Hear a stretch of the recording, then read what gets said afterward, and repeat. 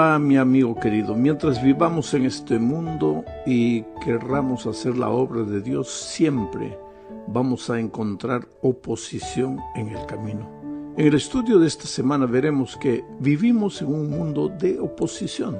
Si deseas ser fiel al Señor, prepárate, porque el enemigo vendrá con todo encima de ti.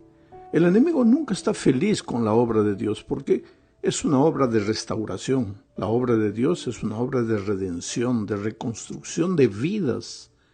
Mientras que la obra del diablo es una obra de destrucción.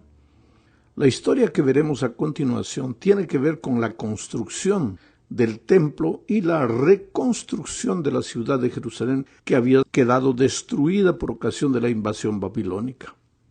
Veamos, el pueblo de Dios había estado en el cautiverio por largos 70 años, pero ahora había llegado el tiempo de regresar a casa y reconstruir todo lo que había sido destruido. El primer grupo, como ya vimos, regresó trayendo 50,000 personas bajo el mando de Zorobabel y la asistencia del sacerdote Josué. Ellos llegaron y pocos meses después iniciaron la reconstrucción del templo. Fue entonces que sucedió lo que se relata en Esdras 4, 1 al 3. Dice así: oyendo los enemigos de Judá y de Benjamín que los venidos de la cautividad edificaban el templo de Jehová, Dios de Israel, vinieron a Zorobabel y a los jefes de casas paternas y les dijeron: edificaremos con vosotros, porque como vosotros buscamos a vuestro Dios, y a él ofrecemos sacrificios desde los días de Esarhadón, rey de Asiria, que nos hizo venir aquí.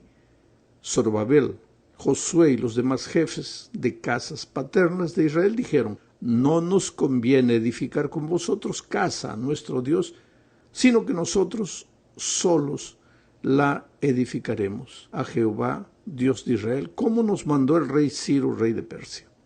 Bueno, la primera pregunta que podría surgir al leer este texto es: ¿cuál fue el motivo por que los israelitas no aceptaron la ayuda de los samaritanos?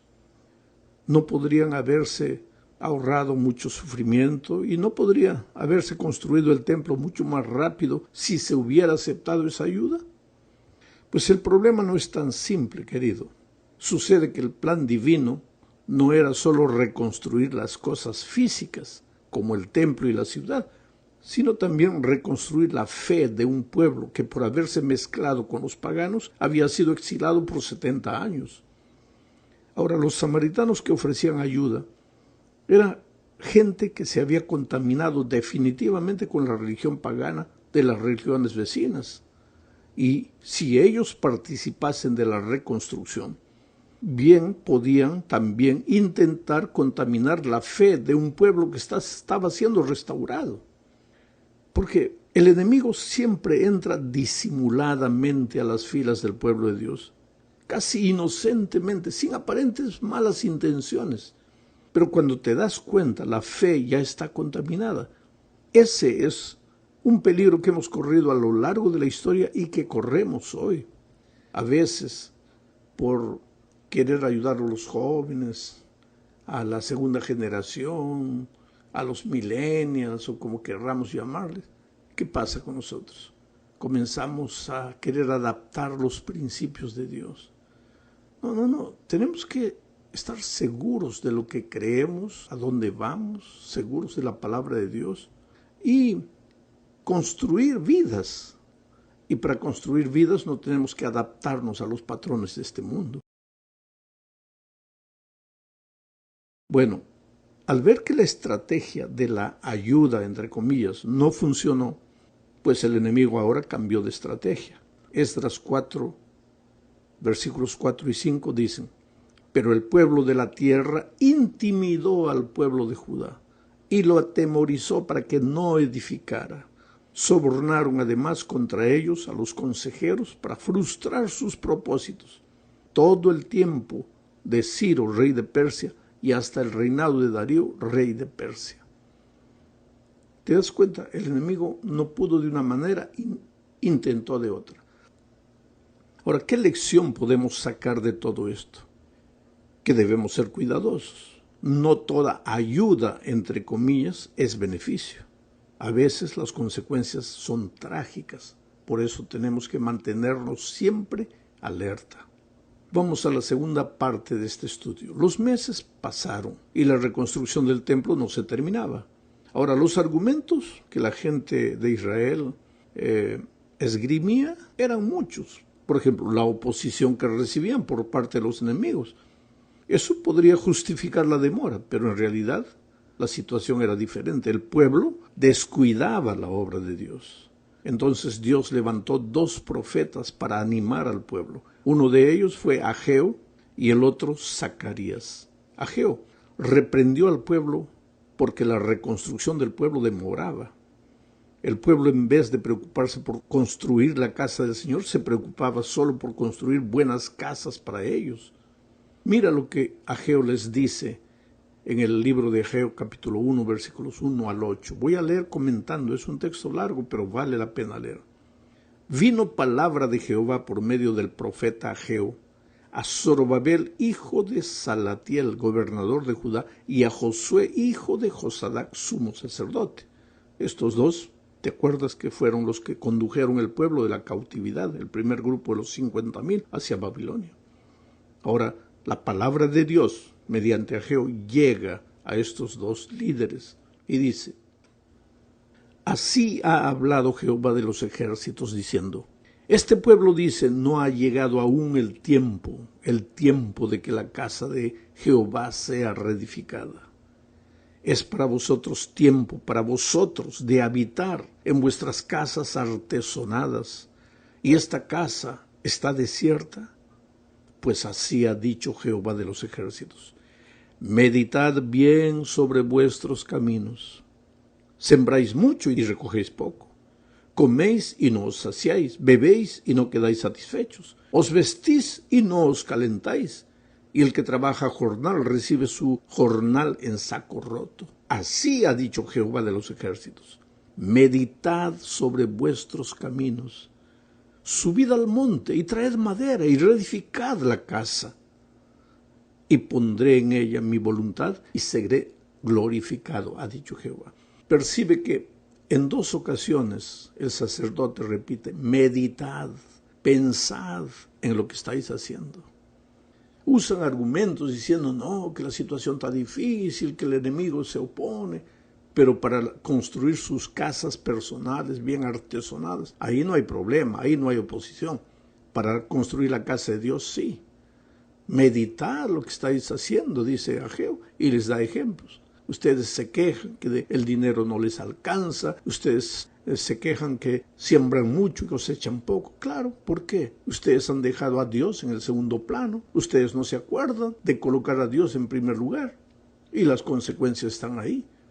Y entonces viene el desafío de Ageo: subid al monte, traed madera, reedificad la casa de Dios, y pondré en ella mi voluntad y seré glorificado, ha dicho Jehová.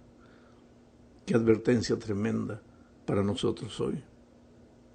La verdadera razón, pues, de las dificultades que el pueblo empezaba a enfrentar no era por causa del enemigo, sino porque ellos se habían olvidado de Dios. Ahora, la sierva del Señor en el libro Profetas y Reyes, página 420, dice lo siguiente: Los profetas Ageo y Zacarías fueron suscitados para hacer frente a la crisis. En sus testimonios conmovedores, esos mensajeros revelaron al pueblo la causa de sus dificultades. Declararon que la falta de prosperidad temporal se debía a que no se había dado el primer lugar a los intereses de Dios. Si los israelitas hubiesen honrado a Dios, si le hubiesen manifestado el respeto y la cortesía que le debían, haciendo de la edificación de su casa su primer trabajo, lo habrían invitado a estar presente y a bendecirlos. Claro, porque donde Dios está presente, pues solo hay bendición, ¿no es cierto? Vamos a la tercera parte de este estudio.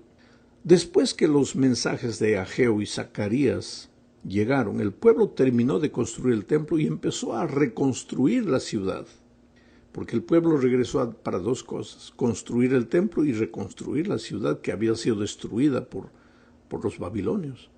Los enemigos, cuando el pueblo comenzó a reconstruir la ciudad, no se quedaron contentos solo con fustigar, con criticar la obra de Dios. No, decidieron escribir una carta al rey de Persia. Ellos sostenían en esa carta que si el rey dejase que los israelitas reconstruyeran la ciudad, el rey perdería su poder sobre ella, porque Jerusalén siempre había sido un lugar de rebelión y problemas en el pasado. A estas alturas, Ciro, el rey que había dado la orden y las facilidades para que Zorobabel regresara a reconstruir la ciudad, ya había muerto. Había un nuevo rey.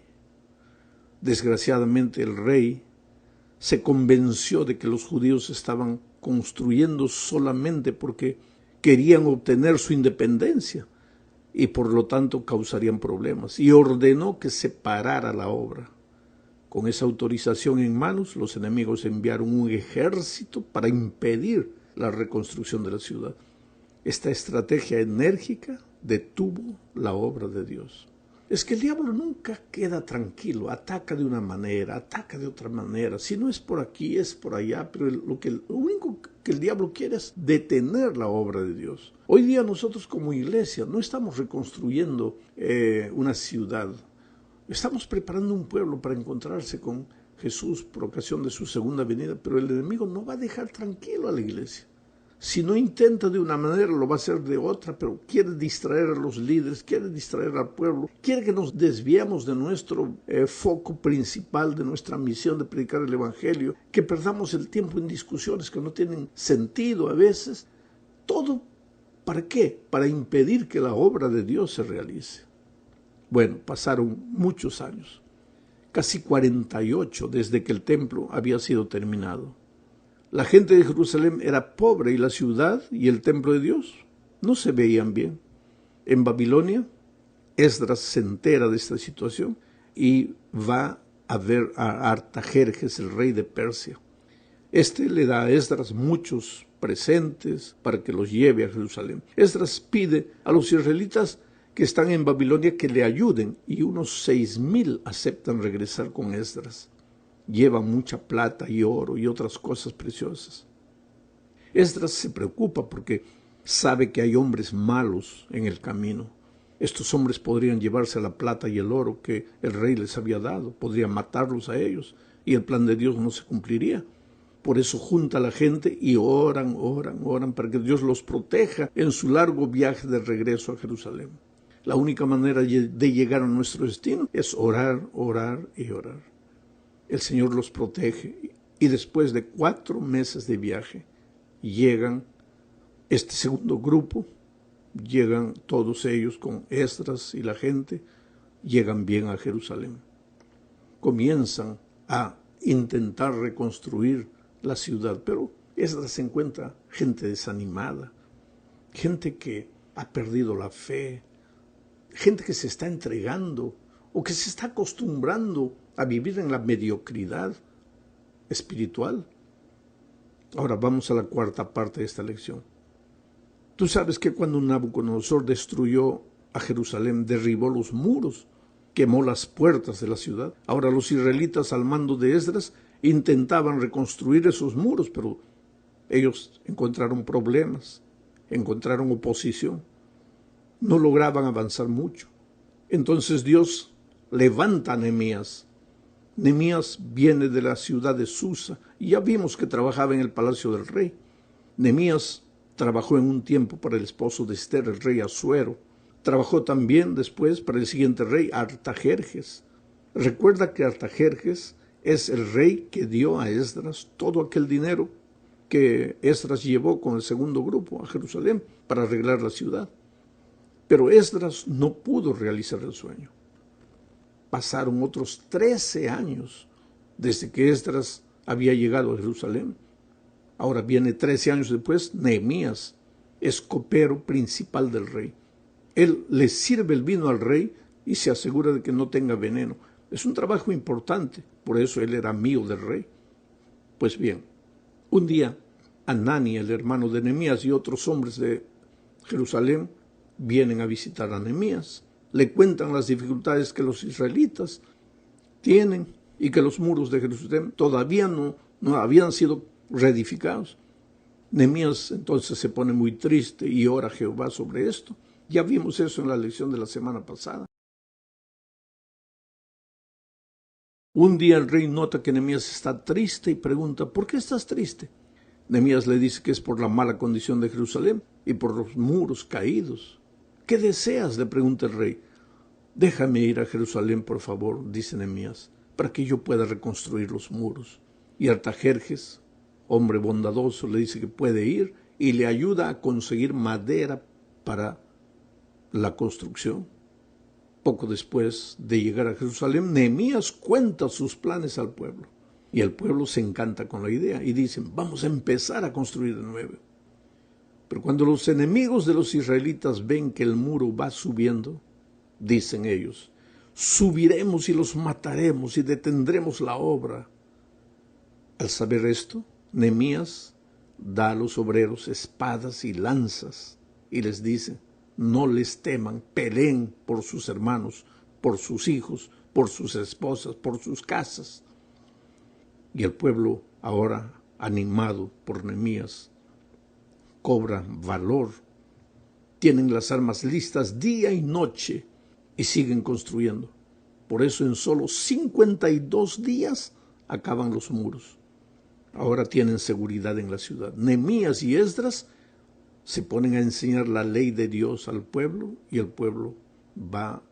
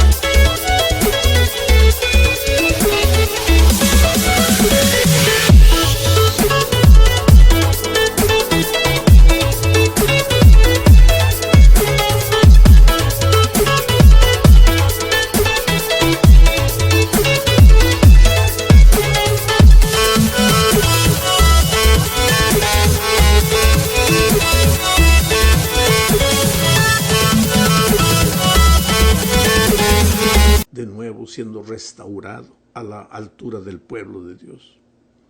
Sin embargo, la última tarea de Nehemías no fue nada fácil. Esta es la quinta parte del estudio. Nehemías tenía que reconstruir no solamente la ciudad, sino también a las personas. Los israelitas eran gente amedrentada, desanimada, sin esperanza, a pesar de tener un Dios grande y soberano y eterno. Ahora, querido, de nada vale el Dios que tienes, el tamaño gigantesco, inmensurable de tu Dios, si el tamaño de tu confianza en Él es pequeño. Las luchas de Nehemías no fueron pocas. El capítulo 6 describe muchos intentos contra la vida de Nehemías. Sanbalat, Gesén, les enviaron enemigos terribles, le enviaron cartas para que fuese con ellos, con el pretexto de una reunión, vamos a discutir el asunto. Sin embargo,